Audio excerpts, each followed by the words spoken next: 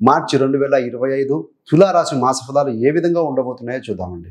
ముఖ్యంగా ఈ వీడియోలో ఏంటంటే స్టూడెంట్స్కి ఏ విధంగా ఉండబోతుంది, ఎంప్లాయీస్ జాబ్లో అంటే వివిధ రకాల ప్రొఫెషన్లో ఉన్న వారికి ఏ విధంగా ఉంటుంది, ఏమైనా మార్పులు చేపలు ఉంటాయా, వ్యాపారం, కుటుంబ విషయాలు, ప్రాపర్టీ సంబంధం, ఇన్వెస్ట్మెంట్, సంతానం, హెల్త్ అండ్ చివరిగా రెమెడీస్, ఇవన్నీ కూడా చూద్దామండి. చివరి దాకా చూడగలరు. నచ్చితే లైక్ చేయండి, 10 మంది బంధుమిత్రులకు షేర్ చేయగలరు. మొదటిగా స్టూడెంట్స్కి ఇలా ఉంటుంది.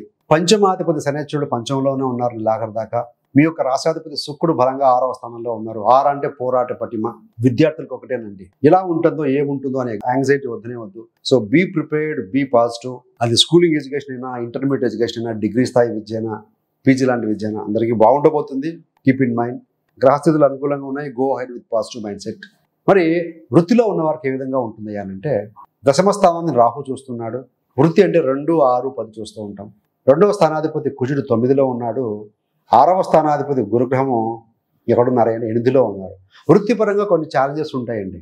బట్ మీ యొక్క రాశాధిపతి పోరాట పటిమ స్థానం, శత్రు రుణ రోగ బాధ అనేటువంటి 6వ స్థానంలో 9వ అధిపతితో కలిసి ఉన్నారు కాబట్టి ఫైట్ చేయగలుగుతారు. అదేవిధంగా మరికొంతమంది వాడి ఉద్యోగంలో స్థాన మార్పు కానీ, change of place, change of ఇది కూడా కనపడుతూ ఉంది కాబట్టి అలాంటి తప్పనిసరి పరిస్థితుల్లో మీరు మారే అవకాశం కొంతమందికి ఉంటుందండి. అందరికీ అని కాదు, వరి అవ్వాల్సిన అవసరం లేదు. మరి వ్యాపారం, 7వ స్థానాధిపతి కుజుడు 9లో ఉన్నారండి. 9 అంటే బహుదూరం, దూర ప్రాంతం. సో అది కూడా పాజిటివ్ థింకే. ఎక్స్పోర్ట్, ఇంపోర్ట్, బహుదూరంతో వ్యాపారం చేసేవారు ఇలాంటి వారికి కాస్త బాగుంటుంది.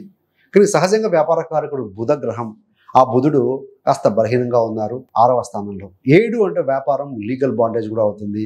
6వ స్థానం నెగేటివ్ కాబట్టి వ్యాపారంలో కూడా కొన్ని ఛాలెంజెస్ ఉంటాయి.